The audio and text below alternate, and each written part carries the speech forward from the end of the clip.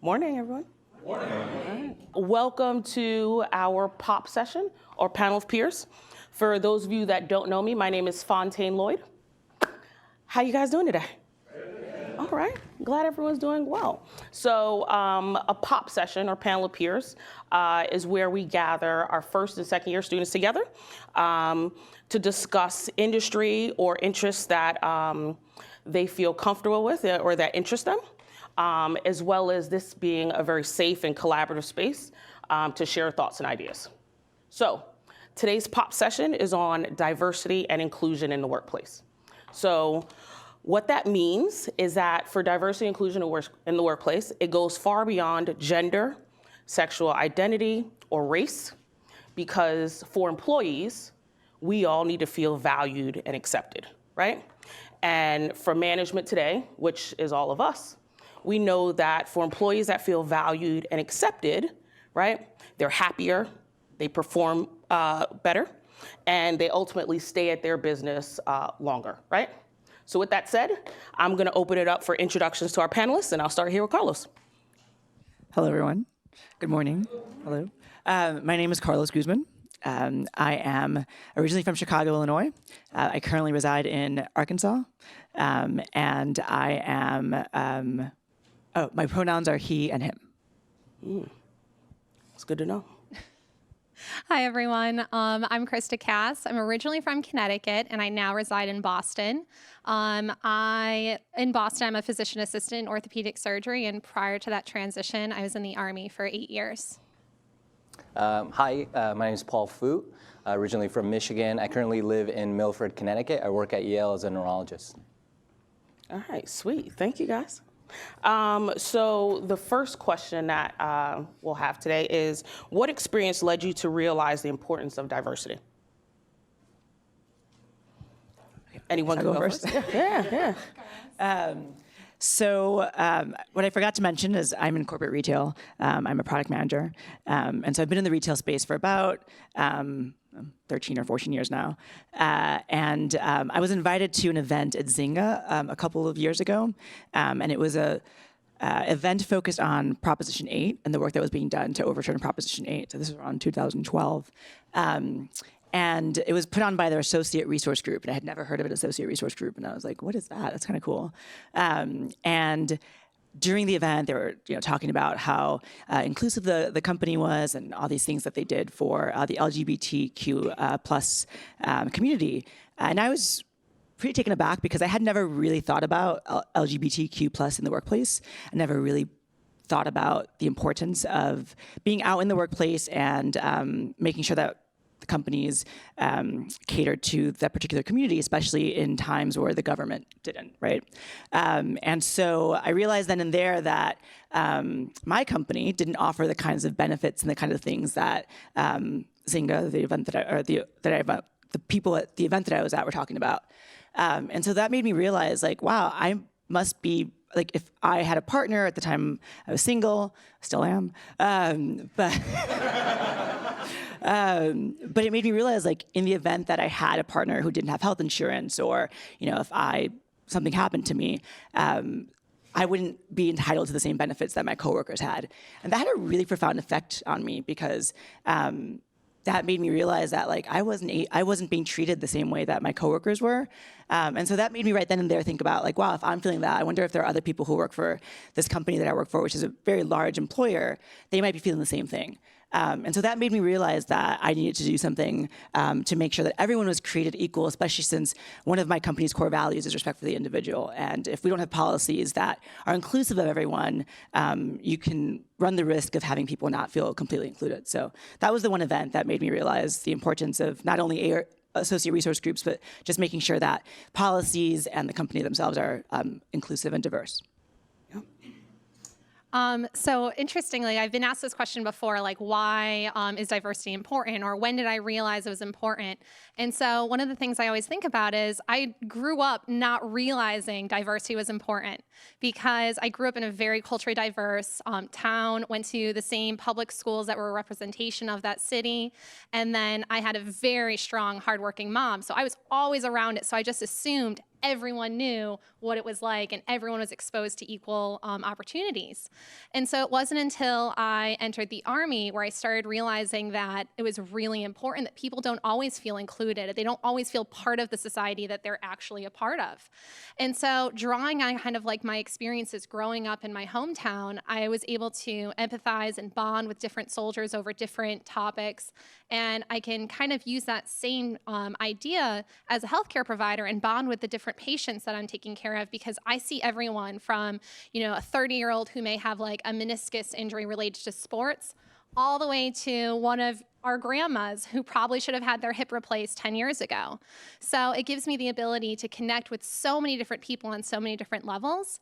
And so I kind of like always think, going back to high school, like, well, what was one of those fundamental things that really helped me? And it's interesting, we all think about like affinity groups, like, I can be a part of, I don't know, women at Yale, or I can be part of a women's organization in high school. And while those are amazing groups and they give you support and belongingness to a community, the thing that actually I identify most is sports, because everyone can play a sport. It's an equal and open opportunity to everyone. So if you have an interest in playing soccer, or you have an interest in playing softball or track or basketball, you can try out and join the team and bond with so many different people.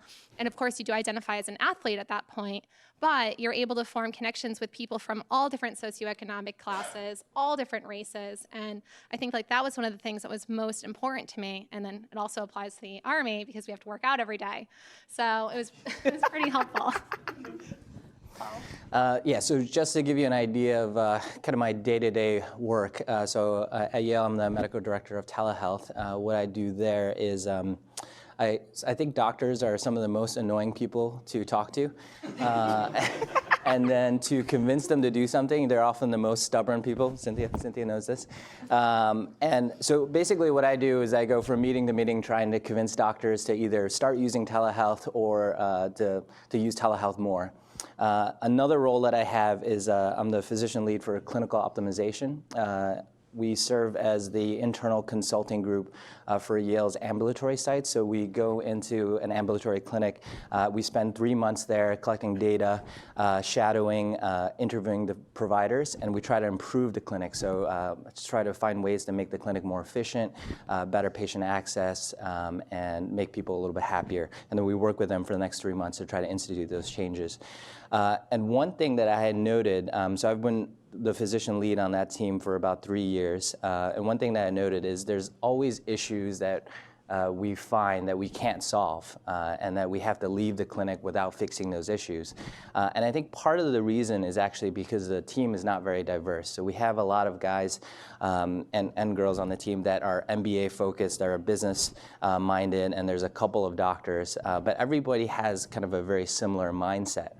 And it was up until actually I came to Yale when I started working in some of my small groups that I realized that if you have people that come in from different experiences and have different backgrounds and have different jobs, that you can do things that you previously wouldn't have thought possible. So it was very interesting. Like I had a great group last year for my small group, and then we really worked well together. There's lots of problems that I don't think I could have solved, even in multiple years of business degree. But that coming together, we were able to tackle some big problems. And one of the things that we had touched upon in our innovation class is Mayo Clinic actually formed a clinical innovation group. And the way that they did it and how they were able to stay innovative is they brought together people from very different backgrounds and experiences. So they had not just physicians, but they also included nurses and other hospital staff. But they also brought in designers who thought very differently from the rest of the hospital staff. And in that way, they were able to become innovative. So I actually am trying to institute that same group at Yale. So I got the go-ahead recently with my discussion with the Chief Innovation Officer. But part of the way that we're structuring the team is we're trying to bring together people from very diverse backgrounds. Great. So just in going to that, I would love to know from each of you, how do you bring your whole self to work? I can start. So I think for me, it's very interesting. I think I'm introverted. I tend to be shy. And for me, kind of being in a business setting and doing leadership roles, some of my leadership roles are relatively new. It's harder for me. And so initially, kind of when I stepped into an admin role, I tended to be very quiet, and I just wanted to focus on not looking dumb. So I wanted to, hey, I'm already the youngest person in the room. I just don't want to be the dumbest person in the room as well. And I realized that actually and that's part of my, the things I learned in the MBA is in leadership development is that I was holding myself back a lot. I wasn't allowing myself to kind of process the journey and realize that by putting myself out there that I was actually able to learn a lot more. And so that's something that I've been doing a lot more at work is not being afraid to ask questions and being more communicative at meetings. And in that way, I've actually felt like I've grown significantly as a leader. Yeah. A very interesting question about bringing your whole self to work. So I probably bring like 90% of myself to work, and then I leave like 10% of like the kitten. Like, I have 2 cats, by the way. I talk about them all the time. I leave that at home along with any emotional baggage related to like my personal life. And then the good 90% of me goes to work. And then while I'm at work, I really, I make a point of connecting with different people across the board because we have physicians above us and then support staff below, well, not really below us, but to the left of us, to the right of us. It's not like that. But I join a lot of groups at work, and I'm fortunate that I'm at one of the bigger academic medical centers. So we have lots of committees that are all focused on either diversity and inclusion. We have work groups and workshops that actually help us connect with patients and use different forms of, believe it or not, social media and technology to connect with patients better. Telehealth is one avenue, and then we also have, patient site scheduling, and it's really awesome. And then on the other hand, we have, because I'm in total joints replacement, I take the lead and help out teaching some of the classes to the patients about what to expect pre and post-op. So I try to be extremely involved, but not overbearing. And it's been a lot of fun. So I definitely bring my full self to work. I don't think there's anything I leave behind.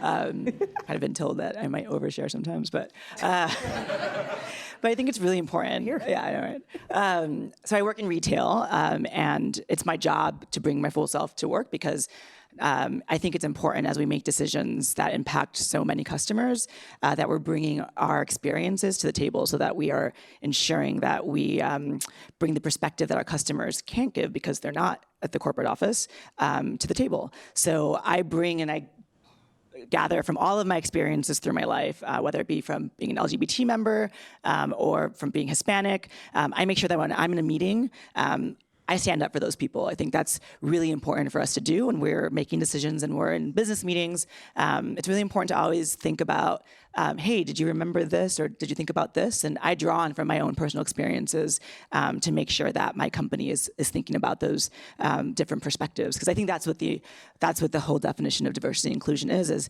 Fontaine mentioned earlier. It's not just about who you are as a race or sexuality or gender. It's about what you bring to the table. And so it's really important, again, as we're making these decisions that touch millions of people every day, that whether it be a product that we bring in the store or the price that we make a product in the store, that it's representative of the entire community. And I try my best to bring as much of that community that I represent to the table.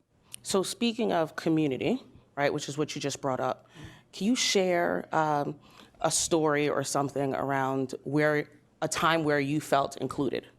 Yeah, definitely. I love this question. I really do, because I feel like we spend a lot of time thinking about the times that we felt excluded. And thinking about the times when you feel included is really important because it reinforces the positiveness and you tend to play that forward. So one of the times I felt most included was I do this bike ride. Done it 3 times now. It's a 545-mile bike ride from San Francisco to Los Angeles. Oh, Lord. It's called A's Life Cycle. And it's pretty intense. It's over 7 days, but you're doing about close to 100 miles a day. And I've started a team at my company, and we've raised almost $1.5 million over the last 5 years. And it's something that's really personal and important to me. But what I love about the community is we call it the love bubble, because while you're there, you just feel so loved and you feel so included. The reason why is that you're bringing together this incredible group of people. It's very heavily focused on the LGBT community and their allies. And so while you're there that like no one is judging you, right? You're like bike riding 545 miles. Like you're not going to get anyone who's like on this trip that's there to judge anyone or like make fun of anyone. And so like you have all these people that have these incredible experiences and are doing this because they want to do good, not only for their loved ones or someone they may have lost from AIDS, but just for the world. And it just makes you bring your full self to the ride, it makes you perform better. Like it really does. Like when I'm on my bike, I'm not worried about, oh my God, is that person looking at me in my spandex? I'm like focused on my performance. And it's so great to like not have to worry about what people are thinking about, and just do your best. It's really awesome. If you guys ever have the opportunity, I know it sounds intense, but you should definitely do this ride because you're surrounded by 2,000 people who are just like so full of love and hope, and it really just makes you feel so included. So It was great. Yeah. So initially, when you asked the question, I thought, like, what makes me feel included? Like, are there values or are there specific things that I can identify that make me as an individual feel included in a group?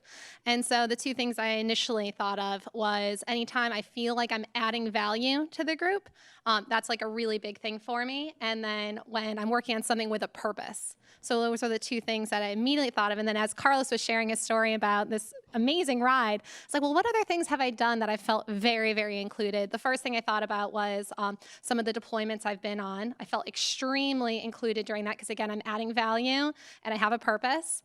And then during that, I thought about something that's kind of different. I used to be a CrossFit coach. And as Carlos was telling his story, I immediately thought, like, oh my gosh, that community. The CrossFit community was something that I felt so included because, again, you're working with a team. Everyone is so unbelievably supportive, and you're going towards, a desired end state or like a goal at the end. Like, I'm going to finish this workout with all of my friends and teammates. And so I started thinking that it's my initial, thought, I need to create value and do something with a purpose. CrossFit doesn't always do that. So I think that there is a emotional part of that where you feel appreciated or you feel celebrated in that environment or in that little bubble. Yeah, I have a recent story. It happened last week. So I was part of a meeting that the meeting ended, and then some of the senior leaders in the group kind of formed like a smaller group, and they wanted to talk about some of the more important issues. I was not included in that group, and I was kind of like looking at them from the side, and I was like, I kind of want to go in there, but I think it would be awkward if I just stood there and they're like, well, you shouldn't be here. And so like I didn't quite know what to do for a while. Like, and I stood there for a little bit, and then I was like, okay, I'm gonna walk away. And I kind of like, as I was walking away, my mentor and sponsor at work, who was in that group, is like, hey, Paul, you should come in here. This is important for your kind of career development. And then like he included me in the conversation, and that just felt awesome. Like I felt like initially I was really awkward and it was gonna go poorly, but being included, felt great. Yeah. So we're all here at Yale, right? Learning new things. I would love to understand from each of you if there's something here at Yale that you've already learned that helps you within this diversity and inclusion space, either in the workplace or personally. Yeah, it's funny because it's only been 2 weeks and I feel like I've learned so much, mostly because I've spent so many hours on like studying for econ and stuff. But I think the importance of asking questions. I haven't been in school in like a while, and I've noticed how inquisitive people are here, and it's not only reminded me, but I feel like it's taught me the importance of asking questions to learn from other people and learn from their perspectives. We're surrounded by such an incredible group of people. And I look at people who ask questions, and I'm like, wow, that was a really insightful question. That was really great. We're all learning here. And it brings out so much that maybe someone didn't in that moment feel comfortable sharing, but really contributed to that particular situation.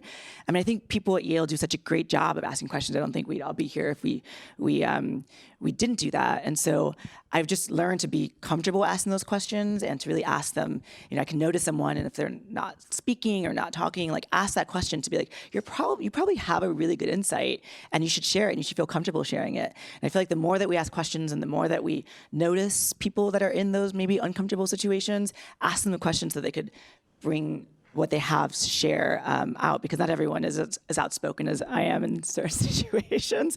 And it's important to really prompt that person to speak. So I think you all do a really great job of asking questions and thinking about people in a certain situation and make sure that they bring their viewpoint to the table.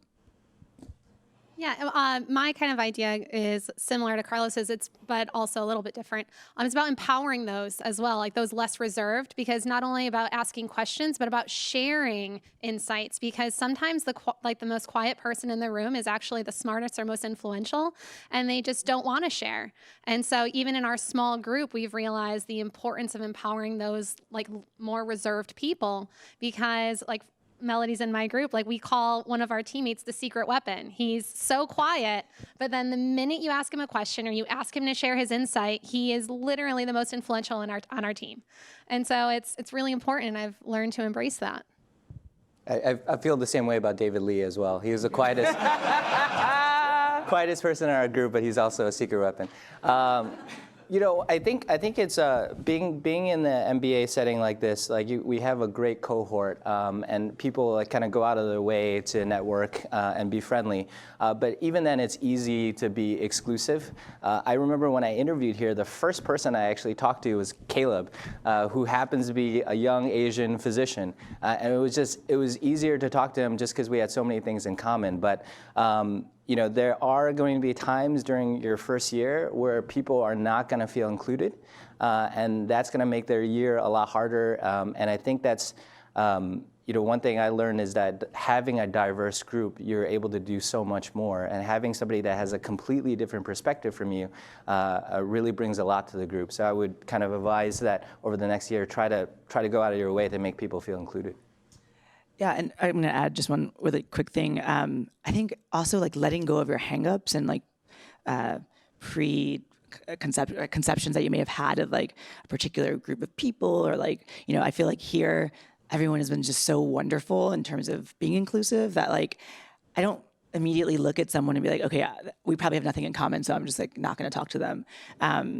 It's been really wonderful to see how people from, I think the committee here has done an incredible job bringing such a great, diverse group of people. And, I probably in certain previous experiences may have been a little intimidated by the fact that like I may not have had anything in common with, someone who looks a different way or someone who might have a different experience, surgery or army. Like I just have never thought that I could like go up to that person. And here I just feel so comfortable because everyone makes themselves feel so open and wonderful. So I love that. Yeah. So as we kind of wrap up these questions here, I would love to know if you could share with the audience here one thing that we wouldn't know from your social media. It's time. It's time. Look, he's like, I'll share as well, don't worry. Excellent. So my cousin has been staying with me this summer. She's an undergraduate business major at University of Michigan, and she's doing a summer internship at Healthcare Ventures, which was actually started by one of the MBA grads, Sri Mutu. And she got me into watching, so she's younger, she's like 19, and she got me into watching The Bachelorette. And I have to say, I was really hesitant in starting to watch that show. And after the first episode, I couldn't stop watching it. And so now I'm heavily into Bachelor in Paradise, which is the next show following Bachelorette. To the point where I even signed up one of my classmates for the Bachelor show, Drew Freinberg. Stop it! He may be on TV soon, so. Yes. Do we get to vote for him? Like, can you send out a link so we can all, him or her? Deflection is real. Something something that people wouldn't know about me or like my social media followers. I guess one, I'm alive because I haven't posted in a while, so I'm still There you go. Secondly, in my free time, I like whatever free time I have. It sounds like we have none anymore. But prior to school, I used to spend a lot of time reading science fantasy fiction novels. I shared this with Fontaine earlier, and she was like, "Ooh, romance novels." I was like, "No. Things about magic, dragons. It's really embarrassing, but I also love it. So much so that there is a dragon hiding on my wedding invitation. So, yeah, very low key, like just shout out to my fantasy fiction lovers. All right. Oh, man, so I'm like a serious open book. You can find anything about me on social media. Not everything, but a lot of things. Actually, I'm on social media so much that I'm going on a vacation next spring with some friends, and like they put a moratorium on social media while we're on vacation. Not sure why. But I will say that there's one thing that, mostly because my brothers aren't on social media, but I do have, I'm one of 4 Carloses in my family, randomly, in my immediate family, so I have 3 brothers named Carlos. Yeah, it's a long story. The gist of it is that I was not supposed to be named Carlos when I was born, but my mom was in a coma for 3 weeks after I was born, and my dad had to name me. And so my dad, being, the not creative person he is, he had 2 sons from his first 2 marriages named Carlos, and he wanted to do that. But coincidentally, my mother had a son named Carlos from her first marriage, and so she didn't want to name me Carlos. And since they thought she was going to pass away, my dad put my name on my birth certificate as Carlos. And so she came to and was really upset. Yeah, so I'm Carlos for that reason. All right, Carlos. I should have been Louis, but Okay. All right. which tells you a lot about my father, who his wife was on the deathbed, and he was like, "I'm not gonna name you Carlos." There you go. Is your middle name Louis? No, it's Anthony. So you didn't know that. All right. Okay. And actually, I found the piece of paper that my dad was writing 3 different options, and I was either going to be Carlos Anthony, Carlos Willie, which thank God he named me that, or Carlos Richard, Carlos Rick, and he already had a son named Carlos Richard, which is again so he does not believe in diversity, as you can tell. Yeah, you can't really ascertain that from my. I love it. Yeah. Yes. What's your father's name? I think Carlos. Carlos. Okay, just checking. All right. And his father was Carlos. His brothers are Carlos. It's Okay. Just making sure. I also have nephews named Carlos. I love it.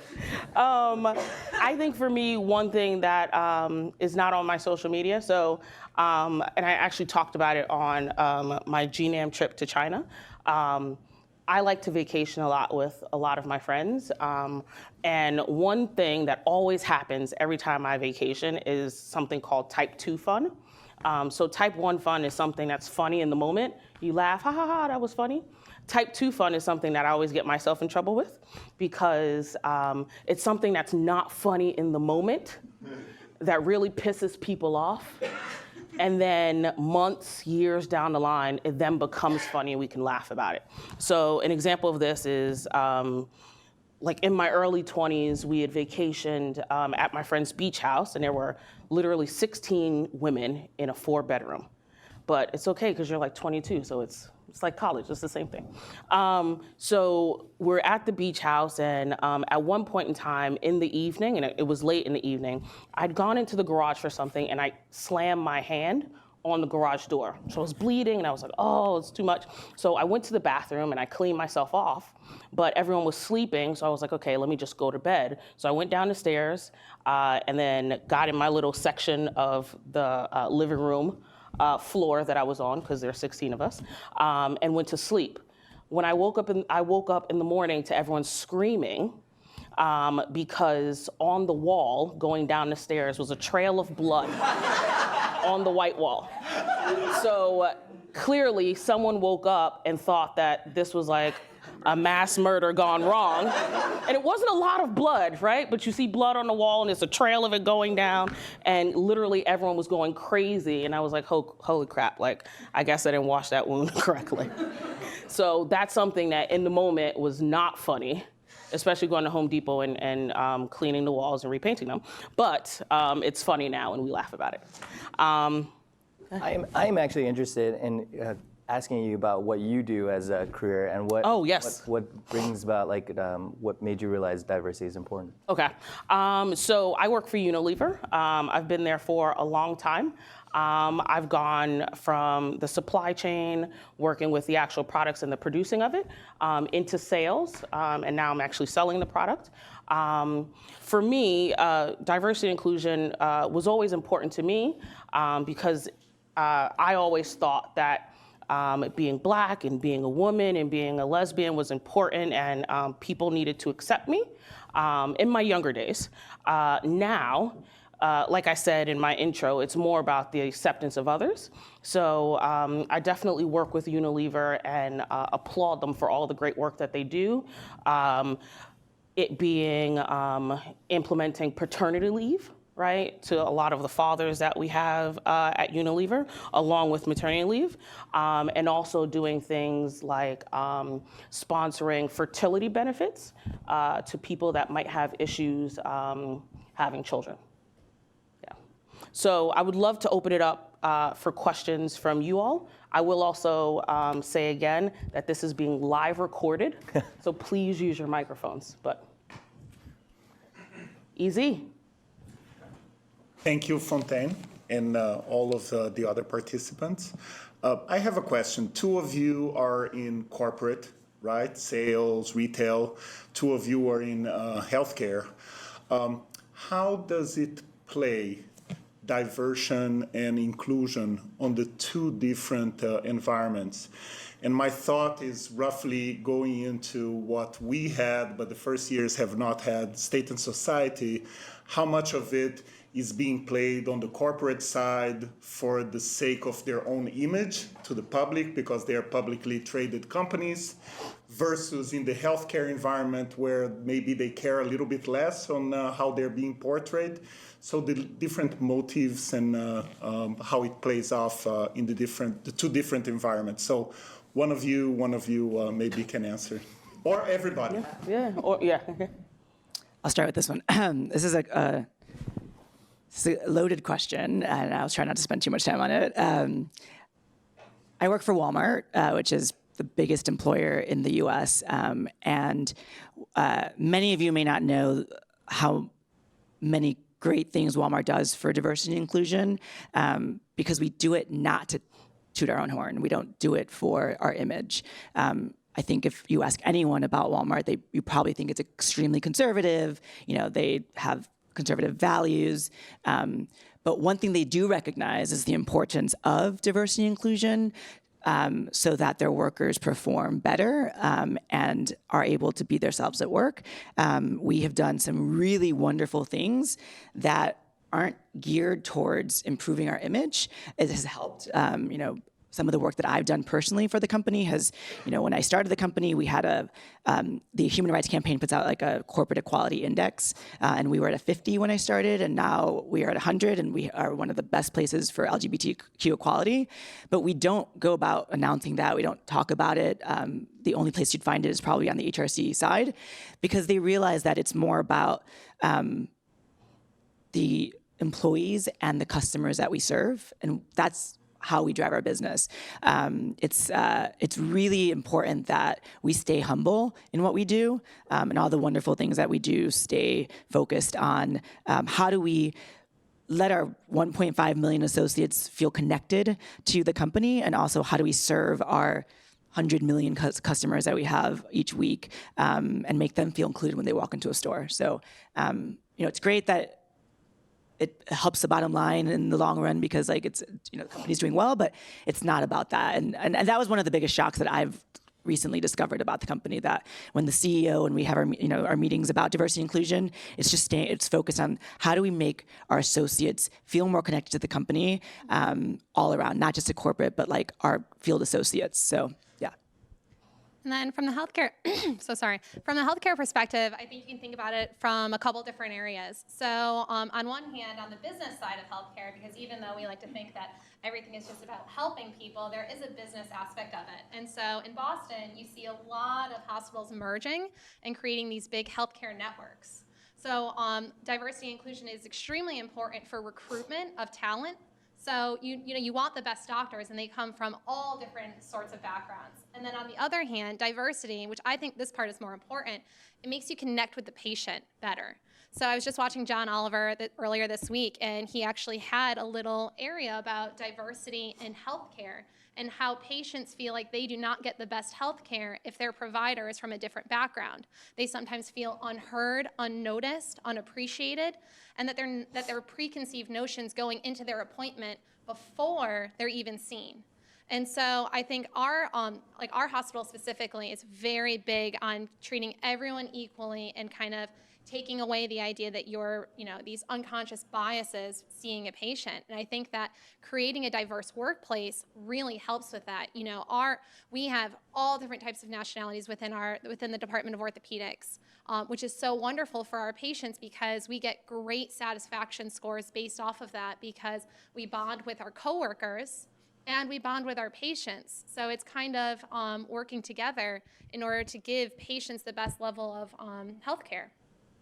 Yeah, I mean, from the academic perspective too, I chose Yale. So kind of I did my residency here, and then I chose Yale mainly because I felt like the residency program at Yale was more diverse than some of the other programs that I went to.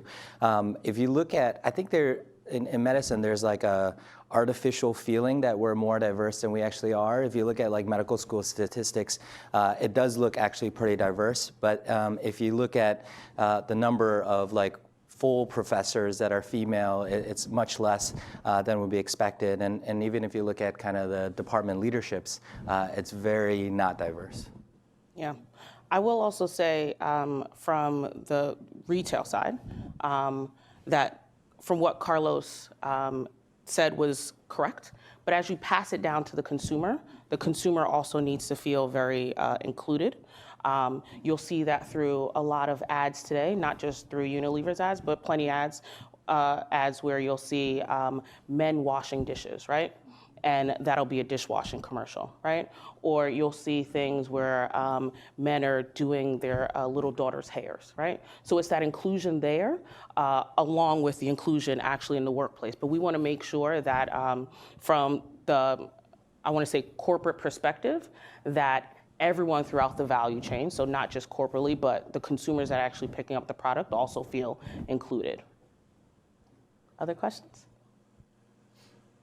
Yes.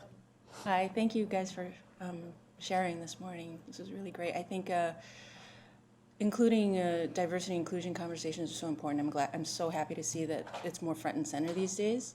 I too work at Yale, and Paul, I observe the same things you observe, where there is not much diversity in our field. So how, coming in as a minority into the role that I'm in, how would you suggest you champion diversity and inclusion? And this is open up to the entire panel. You champion it without alienating anyone, because I feel like it's a very fine line.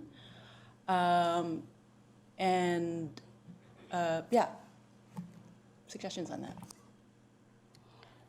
One of the things I think has been most influential and beneficial for me is kind of like that role model, mentorship, mentee relationship. And even in the workplace, finding someone and having someone above you to learn from and to continue to like drive your own experience. And it could be a group of people. It doesn't have to just be one-on-one. It can be, you may talk to a senior level panel or put yourself on a committee where you're exposed to their decision models. And it could definitely help. I know it's helped me a ton. And I remember I read an article a couple of months ago on diversity and inclusion and how, these affinity groups are wonderful for belonging, but that if you're not part of it, you feel excluded. And it's why leadership development programs you're seeing a bigger emphasis on leadership development programs so that they're all encompassing. Anyone can join if you're interested. Our hospital specifically has a pathway program for anybody interested in extending their education and learning a new role within the hospital. And again, it's open to everyone, and it's been wonderful for a lot of our entry-level positions that come in, and then they become nurses or they become phlebotomists, and it's been wonderful. And you're adding skills to the workplace and emphasizing retention. So I would say, right, like this whole topic is on embracing your uniqueness, right? So clearly, I would assume that you have interests that you're comfortable with. How can you embrace that within your own community, right? So it could be a situation, and we can talk about this offline as well, as to the bike riding, right? Love bubble, right? Where you're so passionate about bike riding that you then bring it to your corporate workplace. And it also includes that LGBT or whatever affinity group that you're looking into as well. So I'm pretty sure that there are lots of interests that you have that other people within your workplace also have that you can then become a community and share. Yeah. It's a really great point. It's like that intersectionality between interests that you can bring people together. We tend to focus a lot as well on our allies, right? Like in our associate resource groups, it's not just about being a veteran or an LGBTQ member. It's about that plus our allies and embracing them and empowering them to also like feel included in that community. And again, just like working with other affinity groups so that it becomes a bigger group is really important too. And then from a corporate responsibility perspective, like just leadership, like ensuring that leadership is diverse and they feel, empowered as well. I think having those role models is really important. I think that in a lot of situations there aren't that. So at the highest level of a corporation, it's really important to just make sure that the people who are front and center in the company, like actually represent diversity and inclusion. So that's one thing that I think a lot of corporations struggle with is, you can talk about it at certain levels, but like if you're not seeing it in the most visible way, it tends to be really difficult to champion it. I would say I feel like a little bit unique at Yale because there's not many people in a heavily academic setting that want to go into management that are like, both a provider and want to go to the management. So there's very few of us.